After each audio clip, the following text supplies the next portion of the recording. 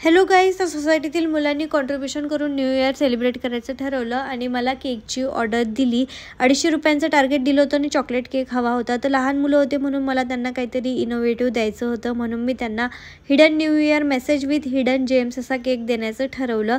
आणि chocolate cake हवा होता तर चॉकलेट केक बेक केला, 2 लेयर केल्या. त्याच्या पहिल्या लेयरला सोकिंग केलं, गनाश लावलं, चोको चिप्स लावले आणि दुसरी लेयर लावून घेतली. आता जेम्स टाकायचे होते म्हणून मधात वाटी ठेवून त्याच्या आकाराने छान कापून घेतलं.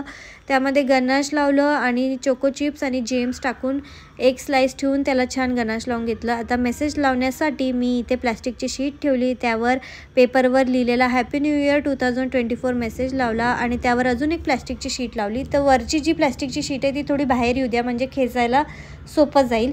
तर खालच्या शीटला आपला जो वरचा मेसेज आहे पेपरचा तो चिपकवून घ्या, म्हणजे तो हलणार नाही.